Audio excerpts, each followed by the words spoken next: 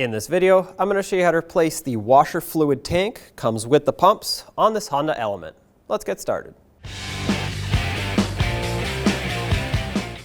To take the bumper off, we're going to have to take a bunch of trim clips off from the top, including the ones that hold this shield on.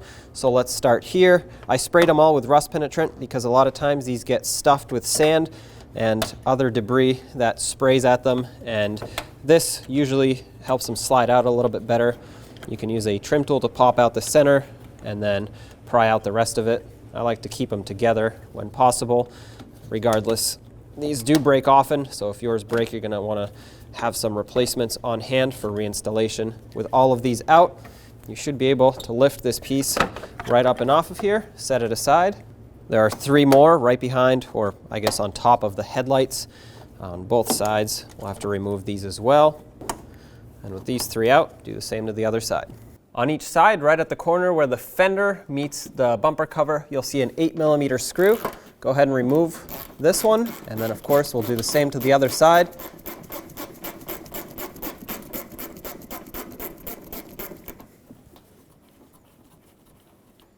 Pull that out. Now you should be able to pull the bumper cover forward, and this will separate here.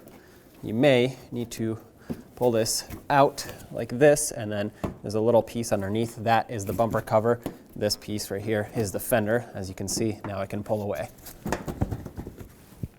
On each side of the bumper underneath, you'll have 2 10mm screws. Let's remove both of them.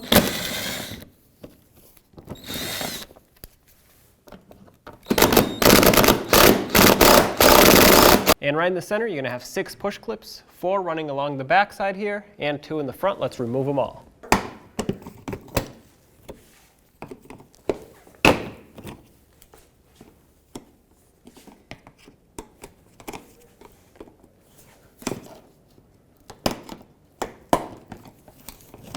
All right, and now remove the 2 that are towards the front.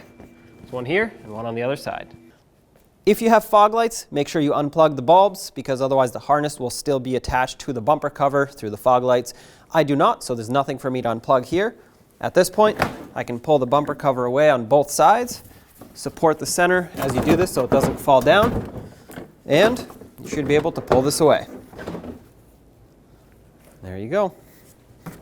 Now we have to empty the reservoir because, well, I don't want to make a mess. So what I have here is a piece of hose that goes into a 1-gallon container. I'm going to quickly pull this hose away, and then I'm going to put this over it. Now fluid will leak as soon as I pull this hose off of here. There you go. So I'm going to plug it. Then I have this hose ready to go.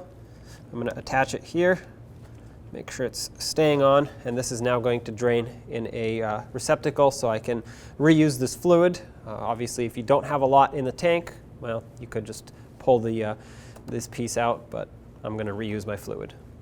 Now that it's all drained, let's unplug the motor, and with a 10mm socket, remove the 2 bolts that hold this assembly onto the frame over here.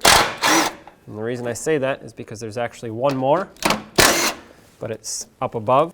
There's a bolt up top, like I said. This needs to also be removed. This is also a 10mm bolt. This is the last bolt holding this tank on, so once you remove this, make sure you hold it on so it doesn't fall, because we do have a second washer pump to disconnect on the back of it, as well as a hose for the rear washer. There we go.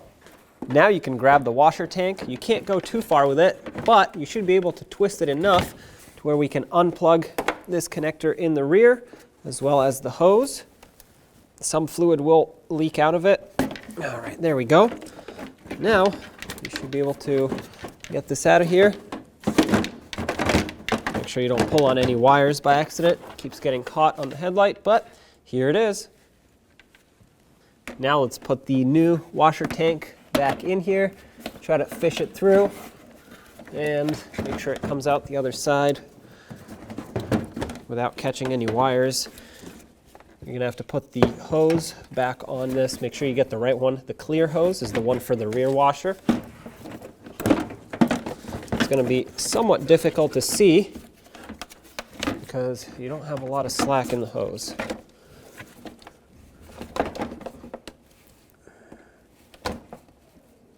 Make sure it's seated, otherwise you'll have a fluid leak over here.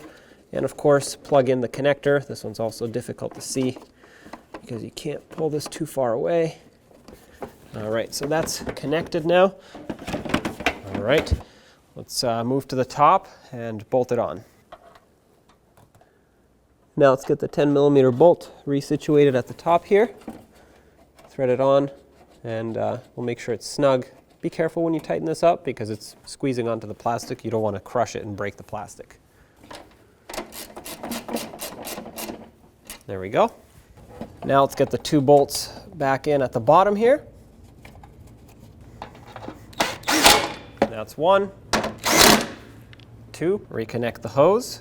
Make sure it's not pinched anywhere. And reconnect the plug. Let's fill this up. That way we can test it. Pop the cap off.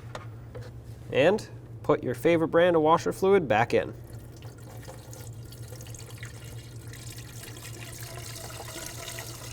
Let's cap it off, test it, and then we'll put the bumper on. Now take the bumper cover and set it back in place. Make sure it lines up with the fenders. Make sure you don't scratch your paint.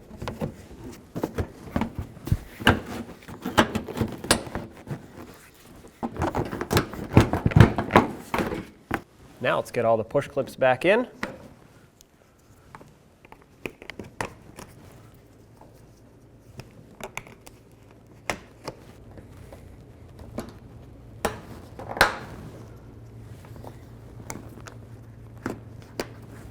Now let's put the 2 bolts on the side in. Snug them up. For me, I only had 1. For me, the other one has a broken retainer on the other side. Now get this screw back in here. Make sure the fender liner and the bumper cover are both lined up as they should be. Thread this in. Make it snug. Do the same to the other side. At this point, if you have fog lights, you'd go ahead and plug them in. Now let's put all the push clips back up top here. There were 3 right on top of each headlight. Sometimes you have to move this bumper cover around to make them fit. Lock them down.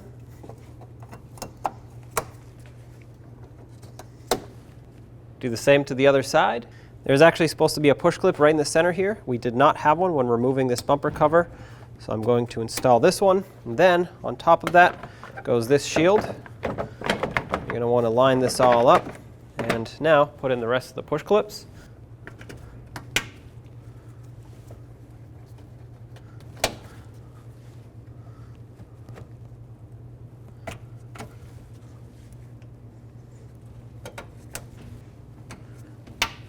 And there you go.